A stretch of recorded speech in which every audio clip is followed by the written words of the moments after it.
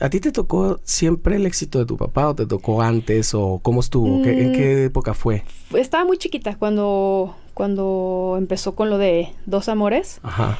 Pues no, sí estaba niña. Es la canción que lo persigue hasta hoy, ¿verdad? Sí, ajá, de pero One Hit. Ajá, pero la disfruta, ¿no? Sí, Yo claro. no lo veo que la sufra para nada. Para nada, la disfruta y aparte ahorita ya le modificó la letra y bueno, hace un relajo, pero sí, padre, o sea... Sí, hace una cosa ahí que dice, como han cambiado los tiempos, ahora ya puedes tener dos amores, bla, bla, bla. Sí, ya no es complicado. Sí, está muy chistoso. Sí me ha tocado hasta alternar con él en algunos eventos. Y sí, se ve que lo goza y pues muchísima gente lo ubica todavía de ese rollo. Sí, cómo no. Entonces sí te tocó como el despegue de eso. Sí, me tocó exactamente el despegue de eso y pues no sé, digo, en ese entonces tengo así como recuerdos vagos porque estaba yo muy chiquita. Lo que sí es que, como comentábamos, siempre en la casa hubo estudio. Mi papá tenía sus máquinas para grabar de las de carrete. ¿En serio? Y ahí grababa, yo tengo grabaciones con él también súper chiquita en esas cintas y... Todo el proceso evolutivo en cuestión tecnología me lo he aventado así, o sea, literal. Aquí en primera persona. Ver todo, ajá. Claro. Súper padre. Pero bueno, básicamente... ¿Y todavía tiene esas cosas? Sí. Sí, ¿en serio? Mi papá siempre ha cuidado muchísimo todo, así. Tiene desde su primer guitarra, que fue una guitarra que él fabricó. Igual no te lo voy a traer para que te platique. No, claro. Tiene unas historias increíbles. Sí, me imagino. Pero sí, tiene su guitarra, súper cuidadita, tiene su máquina de carrete, tiene cintas, tiene los discos de vinil, o sea, muchísimas cosas de aquellos tiempos. Y entonces en ese tiempo a ti te tocó que no estuviera mucho porque iba mucho de gira y eso, ¿sí? Sí, sí hubo como un gap, así que recuerdas que no estaba. Sí. Sí, mi papá viajó muchísimo. Pues fue exactamente cuando le pegó durísimo esa canción. Entonces, sí, cuando yo estaba chiquita, mi mamá se la rifó durísimo con... ¿Estamos hablando de finales de los 70s? ¿O 80s. Ya, completamente. Ajá, sí, 80s. Y pues sí hay ausencias porque sí viajó muchísimo. Pero cuando estaba en la casa, pues... o sea, estaba, pues.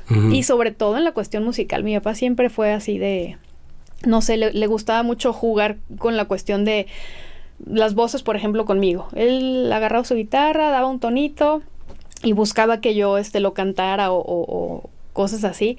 Luego se iba él con la primera y me decía que hiciera la segunda y empecé a afinar mi oído. Claro. Y ahorita es como lo que más se me da hacer voces. Sí. Me gusta muchísimo hacer segundas, terceras, todo tipo de vocecitas y tengo como esa facilidad porque mi papá me estuvo trabajando en ese entonces yo sin saber. Ocurre con ese rollo de las voces como, no sé si te acuerdas de estos cuadros noventeros que tenías que ver así y como blurear y de repente veías una figura en 3D. Ajá. Como que eso pasa con las voces. No entiendes, como que lo diseccionas tanto que al rato ya no puedes pensarlo de otra forma. Exacto. Y estás oyendo todo el tiempo una canción y le haces una tercera. Sí, totalmente. ¿Qué armonía se puede hacer? Ajá, ¿no? y a mí haz de cuenta que se me da natural, porque yo no toco ningún instrumento. Y hay gente que, por ejemplo, mi hermano, con la guitarra, pues toca alguna armonía, acorde, y pues ya va sacando como las notas, ¿no? Ajá.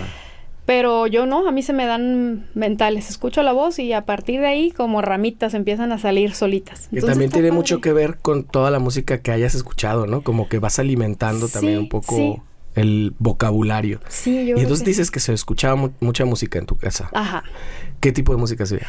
De todo tipo, no sé, por ejemplo, yo me acuerdo que mis papás escuchaban Bee Gees, Karen Carpenter, que me gusta muchísimo la voz de ella. Mi mamá, Donna Summer, Olivia Newton-John. Uy. Blood, Sweat and Tears, Frank Sinatra. Ese tipo de música a mi papá le gusta muchísimo.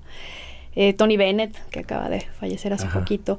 Todo ese tipo de música. Beatles y así. Todo el paquete completo. Y pues obviamente los boleros, Roberto Carlos y ese tipo de cosas también. Y los cantantes del momento, digo, siendo tu papá, un cantante o un artista del momento, sí escuchaba las cosas que sucedían y de alguna manera se pimponeaba. Sí. Como fulano está haciendo esta...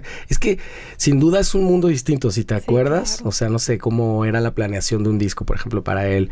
La manera y la relación que tenía con su compañía disquera. El aparecer en un programa como Siempre en Domingo, alguno de estos, eran como sucesos más grandes, ¿no? Así es. Sí, en ese entonces, no sé, era diferente, era más padre o había más más campo para esas cosas. Ahorita realmente hay muy poco. Ajá.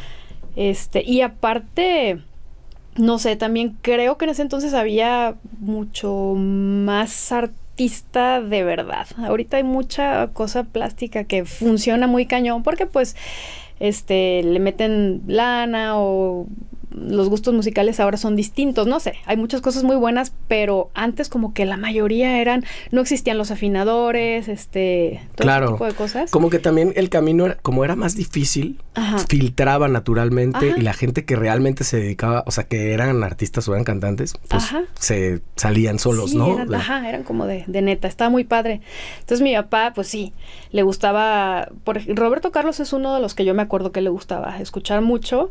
Y sus letras y las melodías y se ponía a cantar y José José también, por ejemplo. Y a partir de ahí surgía algunas composiciones de él o, por ejemplo, su compañía, pues que sabían por dónde era su rollo. Y fue como lo contactaron con la compositora de Dos Amores, etcétera. Sí. Así es como surgió. ¿Y te tocó todo este rollo siendo una niña de la fama de tu papá e ir a lugares y que le toman fotos y que le pidan autógrafos? ¿Cómo viviste eso? Pues es que a mí se me hacía como bien normal, o sea, nunca se me hizo así como que wow, mi papá, o así, no sé, o sea, yo lo veía así como qué padre que lo reconocen, que lo ubican, que quieren, o sea, se siente obviamente bonito porque no a cualquiera o sea, por ejemplo, íbamos a lugares y los de la mesa de lado, pues normal, y de repente llegaban a la mesa y ¡ay, Manuel Ascanio! Y cosas así, y la foto y esto, y todavía a la fecha se lo encuentran, ay, usted es el de la canción tal, mi papá, sí, bien orgulloso y todo, pues es padre, se siente bonito, pero pues lo veía como normal. Nunca, ni lo sufriste ni nada, ni como yo creo dices. que mi mamá más bien fue la que haya de haber sufrido de las fans o algo, yo no.